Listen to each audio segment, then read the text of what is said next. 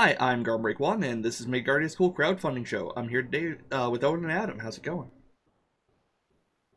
Pretty good. So, you guys are here to talk about Savage Company Machines of War, so why don't you tell me a little bit about it? Sure.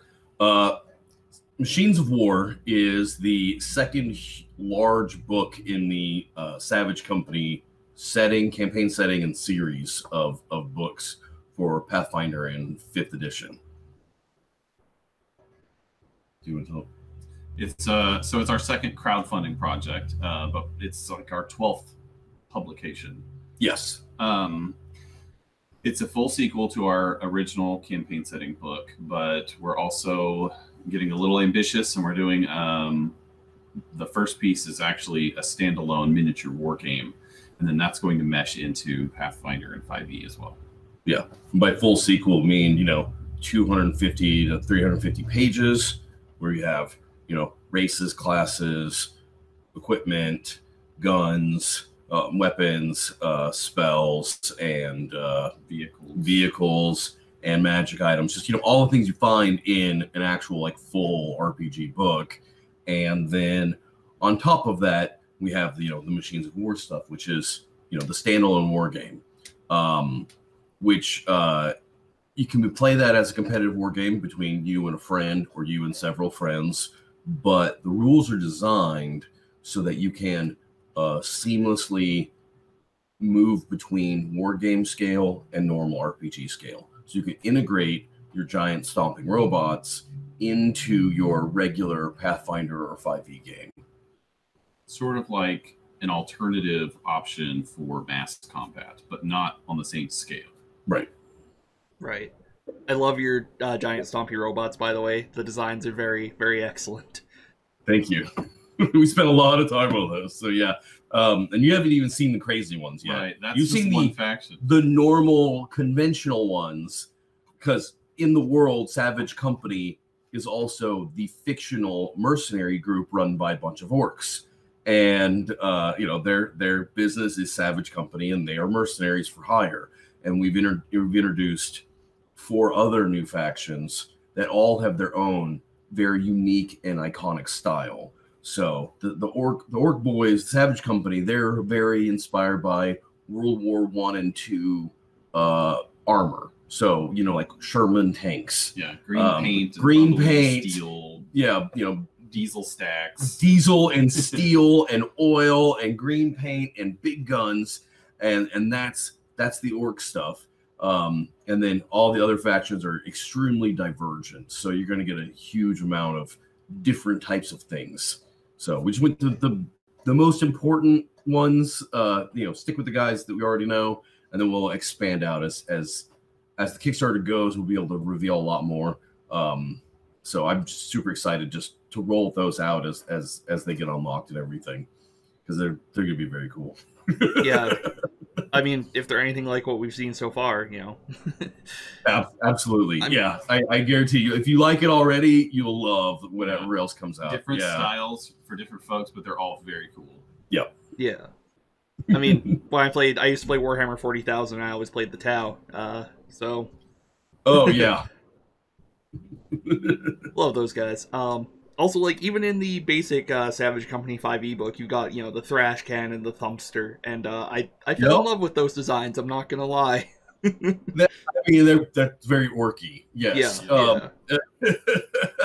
But, we have a lot of vehicles in that book, and the Thrash Cannon, Thumpster were just, a natural evolution. We wanted to do the bigger stuff. We're like, that's so much stuff. We clearly have to put that in the next book. We're just gonna save that until we can do it properly.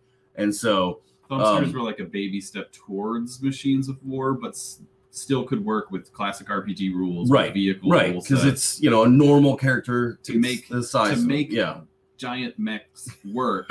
we needed more pieces that could fit into the original it's more than just a vehicle.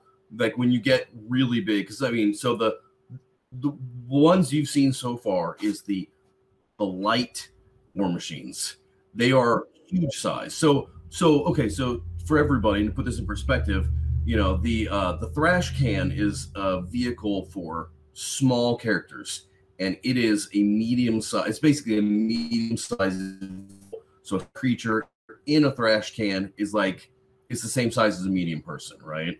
And so, but the thumbster is for medium-sized characters, so it's large size. But the smallest war machine is huge. So the one you've seen is the smallest. It's huge, and it's 25 feet tall. So its huge size category is the smallest war machine, and they get, each one is a size category bigger. There's 2 more that are bigger than the one you've seen. So, you know, we get gargantuan and colossal, all, you know, it gets much bigger and much more firepower and much larger scale. So, like, that's just not something you can just normally just put in a regular game.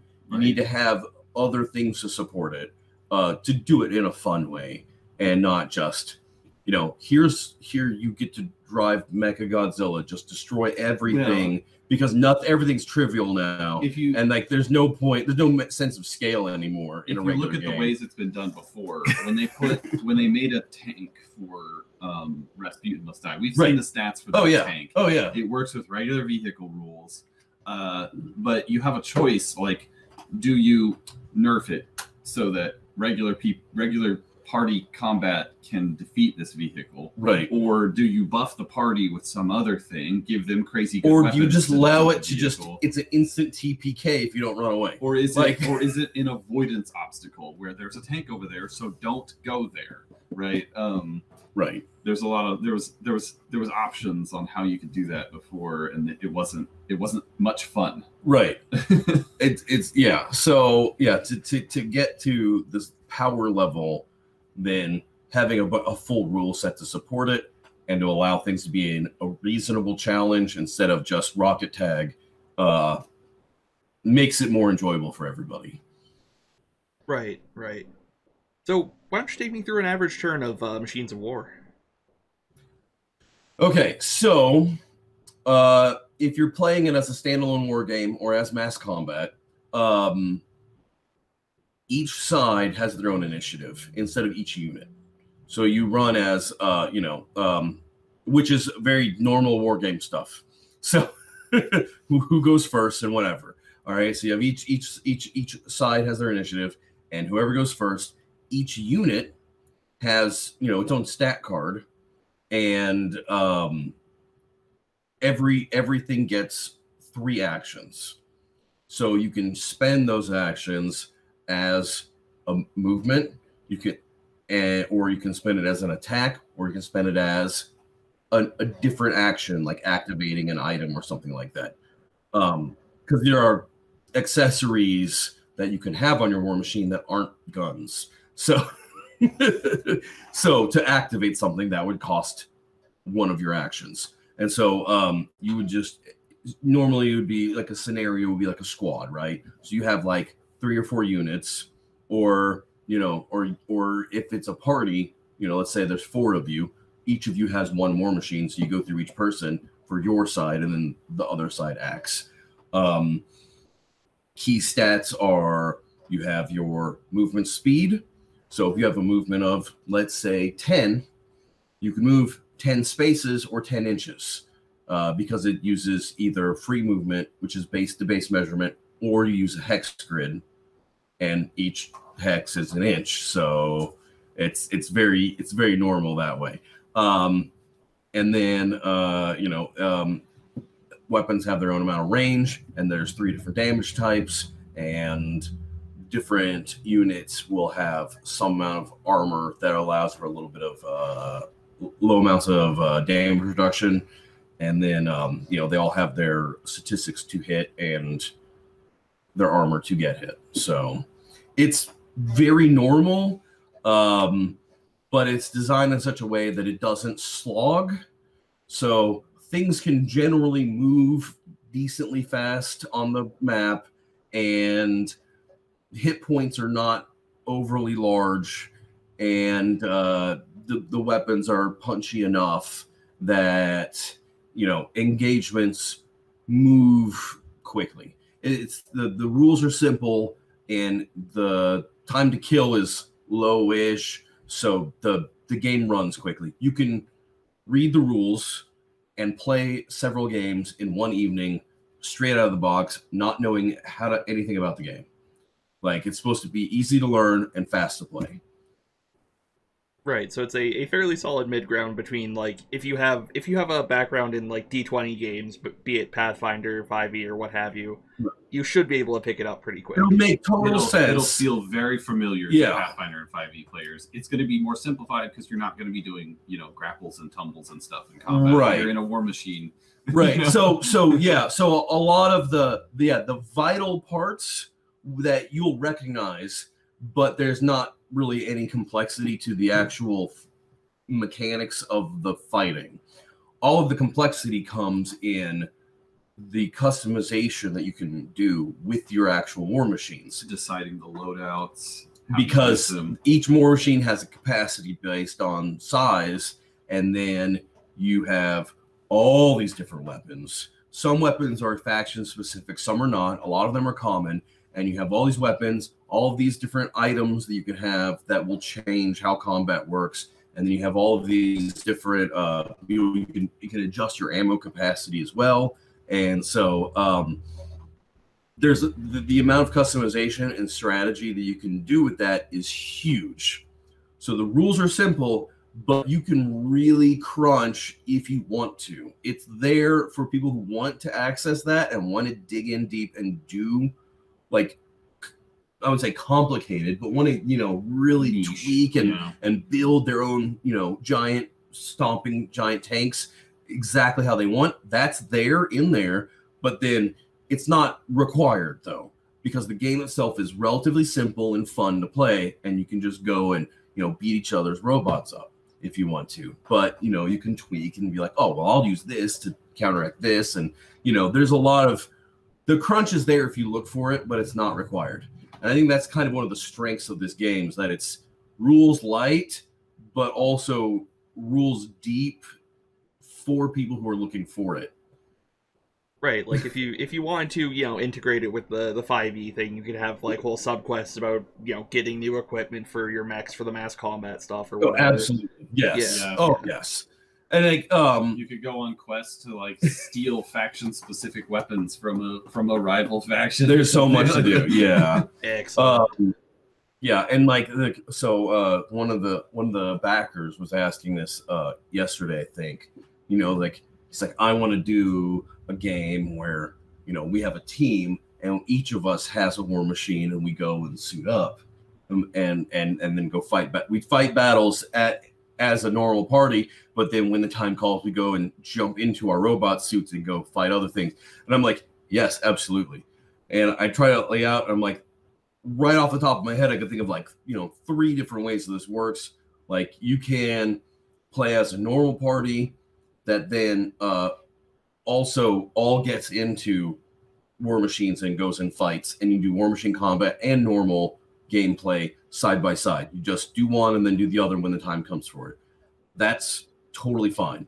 You can do it also where you have a war machine that is your vehicle for your party. It could be a vehicle and a base for your party. So you do normal tabletop stuff with your party, and then when you need to travel places, you all jump into the one giant war machine and go to the next place. And then sometimes you have combat in that, and then you have combat outside of it, and like that works. And then you could also do it where you just bring in war machines, or you don't even have to even bring in war machines themselves, but like you can be building up towards a huge battle or a big war or something where you're, as a party, you're going and building up the forces and stuff, and you're preparing for this giant battle. And when the battle comes, each person in the party can control a whole, chunk of the army. And so not just one war machine, you could have 10 of them, or you could have, groups of infantry and tanks and different things, and like, or, cavalry or a dragon. Like, you could put all these different things down, and then and then each person is a general, each character is a general, each player is a general that can control these amount of the forces, and then you can use the war machine rules to simulate a very large battle as, you know, mass combat, because it's good for that too, and it's not boring when you do it that way. It's a way to do a full scale battle that's relatively quick, you know, as opposed to some other forms of mass combat that are very slow and drawn out and boring. So, not naming names. No, so like, you know, it's like we give you the, like we always said, we give you the tools, we give you more options. It's not always about doing things that are better than other stuff that's out there. Right. It's about having more options that you as a DM or that you as a player can take advantage of. Yeah. Having a wider toolkit. And this was specifically a niche that wasn't covered well. So there's troops, right, which was kind of a thing, and I don't think people really liked the way it worked. It was kind of like people would throw it out there like it's like halfway between an individual and a swarm. Here's the answer to your problem. That's a Pathfinder thing. But you won't like it. Yeah. And then there was mass combat, which was good for like hundreds and thousands of identical units. That's what it was made for. But there wasn't things that worked well. And it was slow. Yeah, and it was slow, and it would bog down a play session because there would be rolls, like you'd have dice to roll and stuff to find out the outcome, but it really came down to a 1v1. So it was just the game master versus the one side, and even if you had everybody making different dice rolls or whatever, it was hard to bring everybody to the table and keep them interested. There wasn't a lot of strategic value either. So this gets rid of all of that and allows you to have actual strategy, because it counts, and it actually matters. It takes up all that middle ground between, I don't have 100 guys on the field, and I don't have. It's not just one guy, and I'm not going against. Yeah, it's not one guy. Like, one works too, but ground? Yeah, it's like, you know, you have a squad of infantry, or you have like a team of tanks, a platoon of tanks, or and there's one giant walking tank. It allows you to actually use tactics and strategy on the battlefield in a way that matters, because the strategy counts for a lot. Because the other thing that would be cool to do is if you have to do a lot of stuff, and you can basically, it's almost splitting the party, but not. You can have one person in their light war machine providing overwatch and security, while the rest of the team is on dismount and goes in and like clears buildings and stuff, which is pretty cool to do as well. But it's a little more work on the DM side, because essentially you have people doing two different things at once. Yeah. Well, you can just run it purely as a vehicle in tabletop. Yeah, you can run it purely as a vehicle in tabletop. So like it's, then the action economy stays the same. But then you also have to make sure that the person whose power level is at here is having fun, while everybody else is down here, they're also having fun. So it's a little bit more to manage, but it can still be pretty cool in the right scenario. So, anyway, that's basically most of the things. Excellent. I really like the sounds of a lot of this. Like, I've already got combat scenarios going on in my head, you know? There's so much you could do with it, yeah. Yeah. So, the classic, like, scale of what our mechs are like, where you've got, like, Battletech at one end, and then, like, I don't know, Gal Geigar at the other. Like, really... So you guys are very much on the Battletech end, then. Is that fair to say? Yeah, well, okay, so... To commit the sin of comparing to other properties, we have 3 scales, and the game itself is very much like rules light BattleTech in the way that it plays. That's true, but you've got, like, for as far as like thinking about mechs and power levels and stuff, we have the Titanfall guys are the littlest, and the BattleTech is in the middle, and then like. I would say it's maybe like Titanicus in size for the big ones, but more like Knights. 40k Knights would be like our largest size, because they go like 25, 45, and 100 feet tall. 100 is very tall, but the power level doesn't really scale that way because the biggest ones are they're more like walking fortresses. Yeah, they're like more like mobile bases than they are mechs. So you have a lot of guns, and you're very big, and you move extremely slowly. So you know, it's more of a bunker that moves than it is a mech, really. So right, more in line with the German mouse tank than like yeah, anything sane. Yeah, the biggest one is like a mouse. Yeah, there you go. Yeah. So yeah, they don't move very much. They move really slowly. And they have a lot of firepower, and they're very tough to take down. And that's it. And then the smallest ones have the least amount of firepower and the least amount of hit points, but they're fast and agile. And there's some balance. There's a lot of balance. And then the medium size is just, you know, neutral across the board. They have, you know, decent mobility, decent firepower, decent hit points. So, and I think I said medium size, they're heavies. They're light, heavy, and Titanics. But yeah, so the lights are your fast, nimble ones, and the easiest to integrate into your tabletop as well. And then your heavies are your classic Battletech style, where they don't have arms. They just have they're large, they have a cockpit, a bunch of guns, and you drive them. And that's the majority, I would say. Like in universe, the majority of them are light and heavies, and then the Titanics are so rare. They're like aircraft carriers, so you might only have one. Like an entire army might just have one. Like an entire country or whatever might just have one. They're super rare and they're unique, so they don't come into play very often. They're also expensive to field. So, like, you're going to be playing with a lot if you're going to bring any of those in. So, right, it's just kind of more of a niche. And if you're they look awesome, they're cool to have. And if you're trying to integrate the one of the Titanics into a tabletop session, it's probably its own battle map then. Right.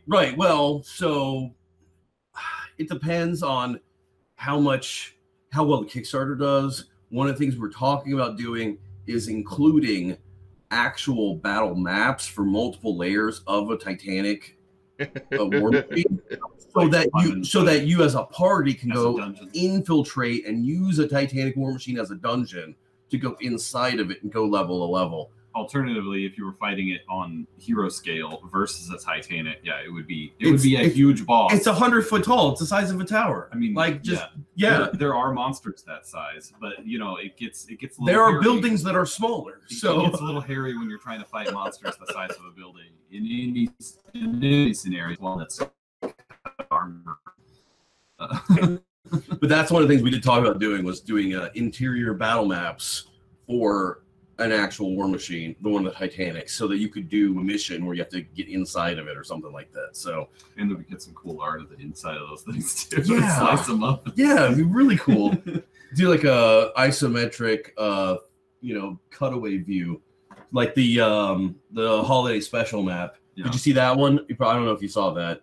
I don't think so. So we released a lot of free PDFs over the last year. One of them was the holiday special is our Christmas adventure that we put out, and in there is a isometric cutaway view of the tower that the adventure takes place in. So you can see the multiple levels and stuff, and you see the elevator and see the helipad on top, because it's a Christmas adventure based on the movie Die Hard. Everybody's favorite Christmas movie, right? It's great. Yeah. So you have to go and play through a Die Hard scenario in a wizard's tower in a fancy magical metropolis, and like the elf terrorists come in, and like it's very cool. But we had some cool art for that we really love. Avery, one of our main artists, did the isometric map that was cut away, and I just love it because it looks so good. ISO was a good way to go with that, because the exact floor plan of every layer in the building wasn't so important, but what was important was showing where they were in relation to each other. The orientation of the floors, which floor was on top of what, and what they kind of looked like. So it was it was really neat. Yeah. Map. Yeah. Yeah, you don't need to know every like little cubicle and nook, but yeah. Right. Yeah. You can do that on the fly if you need. You really just need battle maps that are in different places and know where they are in relation to each other. Because we also had a mechanic for that where when the party would go from one area to another, it would advance the timeline, and other groups of enemies would also move around to different places in the tower. So static enemy placement. What encounter you had, they had jobs to do. Depended on where you went at what time. So if you went to one area first and then went to a different area second, then you would get different encounters than if you did it in another order. So and then you would get different items that would then change how the mission played out. So it was dynamic. The enemies had dynamic movement, and it was very cool. It was a lot of fun. Man, I'm gonna have to run that after this. Yeah, it's free. You can download it. It's on DriveThruRPG. Look for SHM Publishing. Look for Savage Company. It's the Savage Company Holiday Special. It's free. We did another one for Halloween called the Seasonal Special, and that's on there too. And you can. That's like first level adventure. But what's cool about it is that uses a random mechanic where you have cards for different characters and you shuffle them and put them into envelopes and seal them. And then you have to pick up certain envelopes at different parts of the adventure and open them to reveal what has happened. So certain things happen. You don't know what happens as the DM. So you could even play it like when we did it, I was running the game, but I didn't know who would get kidnapped or who the villain was or any of that. So like I got to find out at the same time the players did as we went through. And it's written in such a way that it could be anybody. So it's there's mystery solving. It's a little bit of Scooby-Doo, a little bit of Clue. Yeah. You were the board game Clue. So, yeah. So it's a little bit of Clue and a little bit of Scooby-Doo all in one, and sprinkling of Lovecraft. a little bit of Lovecraft. So yeah, it's that was a fun one too. And are those ones both only out for Pathfinder right now, or they're just out for Pathfinder? Yeah, we're not like super good at writing for 5e, so all that stuff is for Pathfinder, which is, I mean, we're 3.5 guys, so we did 3.5 for over a decade, and then moved to Pathfinder, which is basically just 3.5 plus. Yeah, and so like that's what we know so well. Like I could write for this stuff in my sleep because I've been playing it since the 90s. Is that when it came out? When did you go to where'd you go to Army? 2005. 2005? So I've probably been playing like 3.5, probably around 2000 when I started playing. I think about it. Yeah. So yeah. At least 20 years. Up when it was published. Yeah. Because it was like right around then. It was brand new when you started. Yeah, 3.5 was new when I started playing. So I don't know how long ago that was. I remember I had 3.0 books, and then I went and rebought them in 3.5. I still have them all too. They're all hardbound somewhere. But yeah, it would have been about 2002 if I recall correctly. Somewhere right around there. Yeah, somewhere around there. Yeah, and then like it took them years to convince me to play Pathfinder, and I was like, no, I'll stick with 3.5 things. And then oh, it's the same system. Yeah. Oh, all right, you convinced me. So but I'm learning 5e better. I did a lot of the conversion I ended up doing because we had hired people to convert it for us, and then that went on way past deadline. And then when we got a lot of it was incomplete.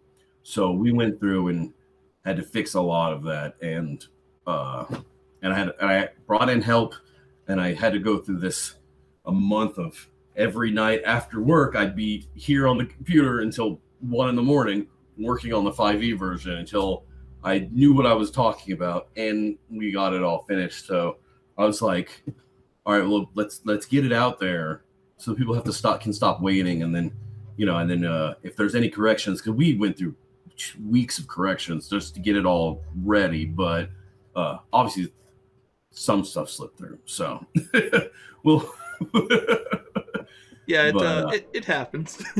yeah, well, the other books are better. It's but like an exponential curve. Like you can do it forever. You can't really get close. everything. You get closer and closer to zero, but you'll never actually hit zero. yeah. Zeno's paradox. Yeah. More fractions all the way down. You never Yeah. actually get to zero. It's infinite fractions. So, why don't you guys tell me a little bit about Savage Company itself, the main setting? Yeah, so the setting is it's kind of like world agnostic. So we have an idea in our head of what world it would be in and where it would fit in that world, but we kind of leave it vague in our publications so that GMs that pick up our products can plug it into their own homebrew worlds, or they can plug it into another world, or they can just kind of run with just the stuff that we've written. And just kind of expand out from there. So it's based on the idea of like some orcs, some half-orcs, monstrous races didn't really have a place in the world, and decided to gang up together and forge their own city-state, and then sell their services as mercenaries. So there's a lot of there. That was the basic premise, and so we kind of we keep playing on that theme and grew things to the point where feeding into that feel and the flavor, and it grows from there. Yeah. Fantasy military. Yeah. Right, with a like very solid, World War I, World War II kind of aesthetic influence. Yeah, and like we're because it's a fantasy world. It's really it's it could be any world. It could be Galarian. It could be Forgotten Realms. Just these guys are all in just a chunk that's not visited often. So it just could be anywhere in your own world. But because it's, a fantasy setting with magic and stuff, we're divorced from any actual historical timeline. So we don't have to follow that. So, we can have different levels of technology or aesthetic that could have developed differently than they would have in our world. We don't have to stick to historical accuracy because it doesn't apply here. So it gives us a lot of more freedom to do other things. Yeah. I'm a big fan of the armor customization stuff that you guys have added, by the way. Nice. There are so many things for like the one steel pot helmet, and I love it. Yeah. I desperately want to have a character with like there's no reason to wear helmets in D&D.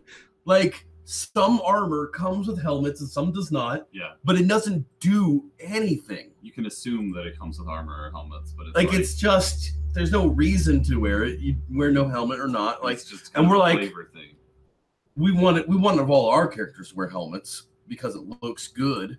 But like, let's give a reason to wear a helmet. And so like, there's other things that will attach to helmets, and like helmets have a function outside of looking cool in a role playing game. So like, it's useful again in a way that counts on the mechanics as well as aesthetics. So yeah, without being power creepy. Without being power creepy, that's the thing. Is like we try not to power creep. Sometimes it's inevitable, and like as far as first party content goes, there's a huge amount of power levels. Some stuff is not great, some stuff is really great. So like as long as we're inside here, as long as we're not power creeping above first party content's most powerful stuff, then we're fine. We want to be somewhere at the top, but not outside of the realm of first party content's power levels. That's important to us. Price is Right strategy. We don't want to go over. We want to be really high, but we don't want to go over. Yeah. Yeah, absolutely. I mean, if I had to point to like one thing in Savage Company that's the most like this is what the setting is, it's the steel pot helmet with the Ion Stone like slot in it. Ion Stone sockets, yeah. I think it's great because like it's functional, but sometimes you don't want an Ion Stone orbiting all the time. Just stick it in a socket, put it on. Nobody's gonna snatch it out of the air. Like it's fine. There are bullets flying through the air. Yeah, so you already got bullets flying everywhere. So yeah. Tell me when he's shooting your milestones. Ooh, you're going in here. Click. Yeah. Yep. Yep. That I like that, and then the steel jaws, or like when you have the steel jaw and the gas mask, like the filter hood, gas mask, and the steel pot, and the jaw all together. Yeah. And so you're just armored up. It's real good stuff. Yeah, I picked up the book, I think the first day it was out on Drive-Thru RPG, and it's a joy to read through. The art is wonderful. I sent the art of the two skeletons. I sent that to like everybody I know, and I'm like, okay, here's how they show the various genders, and then here's skeletons. Here you go. They're one of our favorites. We love those guys. I mean, it's hard to say there's anything that's not one of our favorite things, but like the skeletons have a special place in our heart. And we're like, we're like, how do you show expression? Like, how do you show character on people who are just skeletons?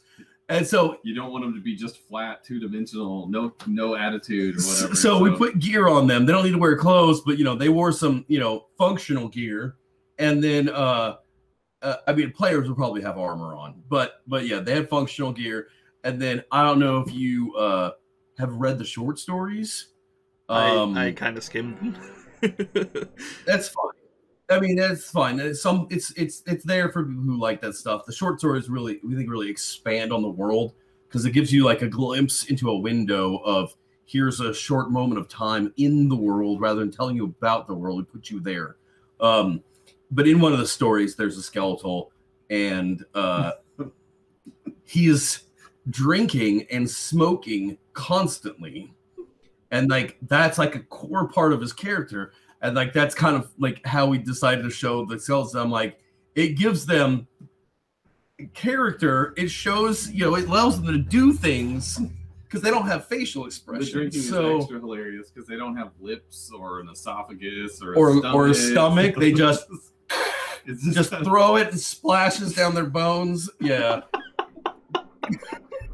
And they're like hopping on a cigar. They got no lungs, just smoke everywhere. Yeah. And like, what are they gonna get cancer? Nope. It's not gonna hurt their liver. So yeah. So I feel like they wouldn't allow skeletals in bars after a while. There's just beer everywhere. That's on the floor. Depends on the kind of bar. Yeah, that's fair. They might get discriminated against. Go out drinking with your skeletal buddy and just like jam your head under his rib cage as he's drinking. Yeah. Don't let it go to waste. Don't let it go to waste. Yeah. Put a bucket under his chest. I don't know. That's also a question. Would liquor that a skeletal drank that went through his bones you caught get you drunk? Because if he chose to take advantage of it, because from drinking if he took it, because it says skeletals don't eat or drink, but they can choose to do so to take advantage of whatever effect. Like they can drink a healing potion, and it splashes down. They can, but they get healed. Healing potion and get healed from it. But liquid still splashes out, but it's not going to heal you anymore. It's not magic. Does the liquor no longer make you drunk if it went through the skeletal? I don't know. It's not really important. This sounds like an authentic in-setting conversation. Honestly, it's like, wait, would that work? I don't know. Johnny, we're getting you a beer. Sit down. Yeah. So I think you could drink milk to give yourself some DR. So like that's cool. I mean, they're just a very they're a very cool race to play, and a lot of character. They have a lot of neat mechanical aspects, but they're also just pretty humorous in general. They're comedy. Yes. It's pretty funny. I want to play one so bad, man. Yeah. Oh, we're talking about an all skeletal party, like yeah. The best or worst part, depending on your table, would be the puns that would come from that. So if your group loves puns, they're ripe for it. But if they hate it, they're also. If you hate puns, it's not for you. There's only so many times you can have one of your players like start an encounter with, "Well, we're boned," before it stops being funny. Unfortunately. Exactly. So, yeah, that we really like those guys. I think one of the things that like, well, we've heard a lot of feedback. One of the things that really stands out about it is our flagship class, the infantryman. The infantryman is one of the I think key points that kind of defines the book, because we did a lot of class work, a lot of archetypes, or what are they called? Subclasses? Subclasses and that kind of stuff. Yeah, a lot of archetypes and subclasses, but the infantryman is its own like core class, and it does stuff that aren't there other classes don't really do. So it's kind of gunslinger, but also it's you're kind of a fighter or a gunslinger. You're a military guy, and you can do things like buff your allies, kind of like a bard. There's definitely but it's not the same. There's definitely things gunslingers can do that infantrymen are not as good at. Right. But there's also a lot of stuff that infantrymen can do that gunslingers don't even touch. So it's an alt class for gunslinger. Well, for Pathfinder rules. But even for Pathfinder, it's really its own thing. It's divergent enough that it's not really there's anything that's like it, and it stands well on its own. Yeah. So moving and shooting and taking care of your allies all at the same time, and it's a fun class to play, and it does its job well. And I think it really just kind of is one of the key features, I think, that kind of just, and it stays relevant at a higher level. It does. Like some classes do that really well, some classes don't do that so well. We wanted to make sure that it definitely had a reason to take it all the way to 20. Yeah. And for Machines of War, we actually have a flagship class for this book as well. We're going to do a lot of archetypes and subclasses. We're going to visit magic a lot this time because we did no magic, and we did a lot of rules and items for running low magic or no magic campaigns in the campaign setting. A lot of things that enable you to run games without casters. Mm-hmm. A lot of our archetypes for casting classes took away their casting, and then the ones that we gave, and we had like two for full caster. Right, we did have some magic classes in there, at all, but it was low. The emphasis was not on magic. It was a low magic book. In Machines of War, we are going to address magic. We are going to address more options for casters and magic, and we actually are going to have a prestige class for casters in it. I don't want to get into that, but there will be,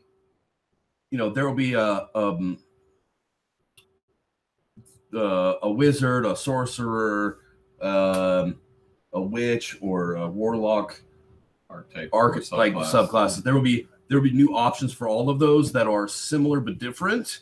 That all will allow you to lead into this prestige class, which is very cool.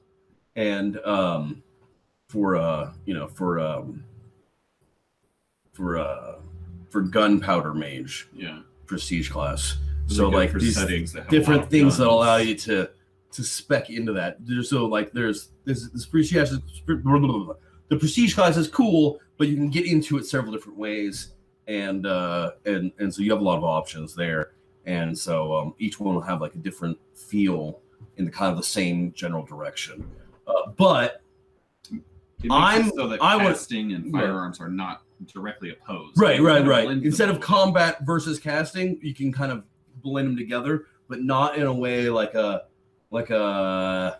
Magus or I forget the name of the 5e class that does that, but there's a spell combat class. Eldritch Knight subclass, maybe? Something like that. Yeah. But not in that way. So we're combining your guns and your warlock magic, so you have gun magic. Warlock? No, that's a different thing. But warlocks is one of the we're gonna have a warlock pact that will allow you to spec into gunpowder magic. Okay. Yeah. So, but gunpowder magic will allow you to use your magic to shoot guns and to enhance and to do other things, because you can burn the power that is in the gunpowder to enhance yourself. And so it's just really cool stuff you could do. And I don't even know what the 5e version will look like that because I don't have it fully written in Pathfinder. But if you're familiar with any Pathfinder mechanics, it's somewhat similar to Bloat Mage, which no is a idea. thing. Sorry. Okay, don't worry about it. That's fine. Somebody might hear this and know.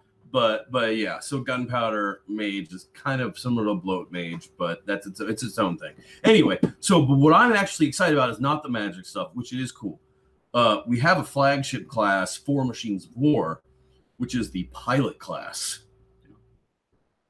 And the Pilot is very interesting because the Pilot is 3/4 Bab, high mobility. So you have like you get so right off the bat you have like enhanced mobility like a barbarian or a monk. Well, and monk scale. So it's like barbarian where you get it right off the bat and it's kind of steady. You get I said mobility. I didn't say speed. Oh, okay. You get faster movement like a barbarian, yes. But you have extra mobility options like a monk would. Yeah. So you get bonuses to acrobatics and climb, and you have move fast, and you're 3/4 Bab, and you have a few class abilities specifically about piloting vehicles to give you advantages of those for your class abilities. But the key feature is that throughout the class, you gain pilot talents. And pilot talents give you a whole range of things you can pick and choose from to add to your class, some of which come from the Rogue's toolbox, some come from Ninja or Slayer or all these different other classes that have talents. There are and you several can pick and choose them. classes like that let you pick all your talents and stuff. And this one allows you to dip into all of those. It's the toolbox class of toolbox classes. Right. But its ingrained powers are unique and it's pretty good as well. Its ingrained powers are unique, and it has its own talents that are unique, but then it also lets you jump into the other talent pools to pick and choose stuff. And it just makes it super versatile. And so like it doesn't have precision damage, doesn't have sneak attack like a rogue, but you can add sneak attack through one of your talents. So you can give yourself a scaling sneak attack. If you want one of your talents to be sneak attack dice, you can get it. But you don't have it off the bat. You have to use a talent to get it. Other things like you can give yourself a climb speed, like you have the spider climb, so you can start and stop your movement. Like you can climb, but you can also get the ability through your class to wall run. Right. You can wall run and ceiling run as a class feature. So when you can wall run, you just have to start and stop your movement on any surface you can stand on. And if you get the spider climb talent, now you can start and stop anywhere. So you can just run straight up the wall to the ceiling and then just stop there and just hang on the ceiling. So you move full speed and then stop. Or run up the leg of a mech, yeah. Yeah. So you just run straight up a wall full speed, the whole turn. Yeah. Things like that. You can take a key pool. So if you want to take talents that require, a use of key points like a monk, then you take your key pool. Now you can take those things, the different talents that require, use of key. So like you can pick and choose all these different things and just decide where you want your character to go because it's just wide open. I mean, probably not a great class for beginners, but it's not impossible to do as a beginner. Yeah, if you just looked through the pilot talents, just pick the ones you thought were cool, you're still gonna have a decent build. It's just not gonna be optimized. Right. So like if you want to really tweak and optimize, you can. But and what I like even for 5e is like these things say you can do X. So like you get a little more of that not to say freedom, but agency as a player, because a lot of stuff is in 5e there's not a lot of crunch. A lot of stuff's kind of free form and it's DM discretion, and so just getting more allowances. This kind of nails down a lot of things specifically. So you get more. I feel like as a player, I have more agency playing this class because it says that I can do X to get Y, and now that's a thing I can do. It's literally written down, so I know that if I do X, I get Y, and I don't have to just depend on the goodwill of the DM at the time. You know, like. Not all of us are as merciful as I am, so right. yeah. You know, like I just like that. I know that if I pick this, then I can do this. That's how it works, and so like it's specific. So that now I know that as a player that's something I can do when I want to do it. I don't have to just hope that it works. You know, so I like that. I think it's cool. But yeah, I'm very proud of this pilot class, and I think it's going to be a huge hit. People are going to like it because it's a lot of fun and it's different enough. Yeah, I mean, there's a lot of really cool things here, both in the new Machines of War book and the original Savage Company, and I really hope that this gets the popularity it deserves. We appreciate you having us on here for this interview. Like we've only been doing this for a year. Well, publishing for you. Publishing like, for a year. We've been writing our own books for like 10 years. But yeah, we've only been in business for about a year. And it's just the hardest thing is just reaching new audiences, reaching new people, because nobody knows about us. So, you know, we appreciate you taking us on here. You know, any publicity we can get is much needed, much appreciated. Yeah, absolutely. I love finding weird things. Like I don't really do interviews with the big studios. Partially because they won't talk to me, but you know, partially because there's a ton of indie developers out there. That's the big one. And yeah, this is actually the second mech-related interview I've done this week, which is kind of funny. The other one was Maharlika, which is like the opposite exact end of the mech spectrum. Yeah, we watched that actually. Yeah. Should share a table with them at a con. If you want mechs, this is your table. Anything is here.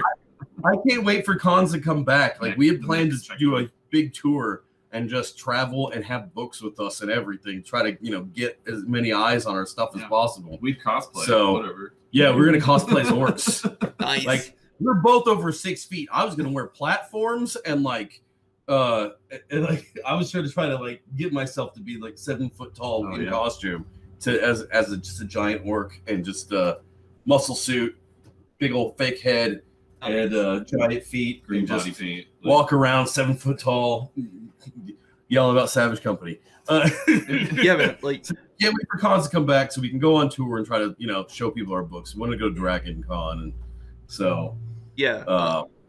Before all the everything happened, like we were actually in talks with publishers to get copies of their books and sell them at Canadian cons. Oh man, that'd be cool. Yeah, right? Like just a table full of, you know, our art and a bunch of like weird indie 5e supplements and other RPGs. Thankfully we didn't finalize that before, you know, COVID. Otherwise I would have a garage full of books. yeah, that would be rough. Yeah. But yeah, anything else you two would like to bring up while you're here? I think that's mostly it. Let's see, the Kickstarter ends on March 19th? March 19th, yeah. Yeah, it's up for... Kickstarter ends on March 19th. We screwed up the Kickstarter, so it's long, which is fine. The Kickstarter ends March 19th. We're already fully funded. You know, I think that we're on track to hit all of our stretch goals, unlock all of the different minis. Oh, that's what we didn't talk about, really. We didn't really talk about minis and 3D printing, but but the book, the 3D printing files and everything, it's on Kickstarter now. It's already funded, so it's gonna go through for sure. We just see how many stretch goals we get now, and we have until March 19th to get it.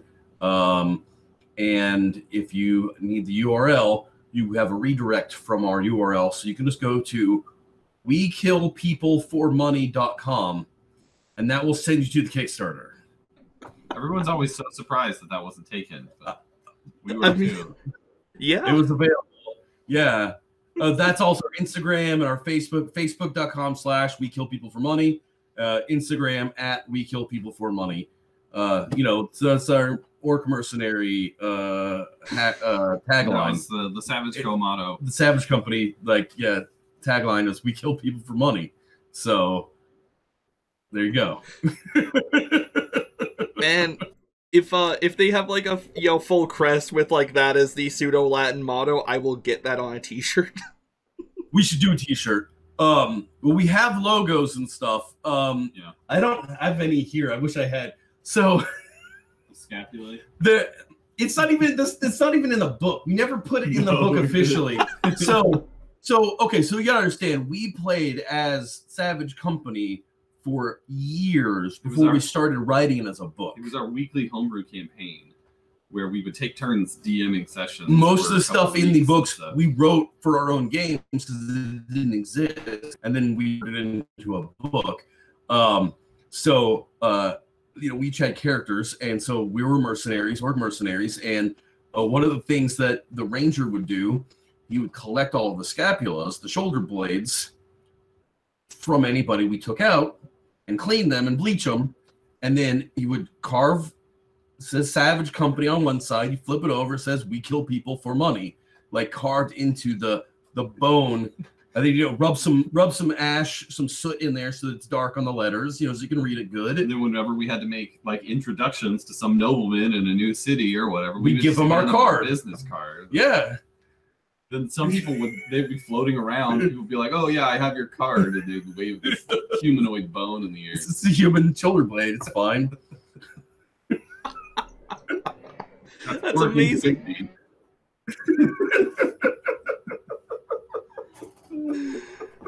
All right. Well, I think on that note, it's been great having you two on here. Thank you. It's been fun. Thanks. Thank you for coming on, and for those of you watching at home, there is a link to the Kickstarter just below this, so click the little thing in the description. And have a good night. You too. Thanks.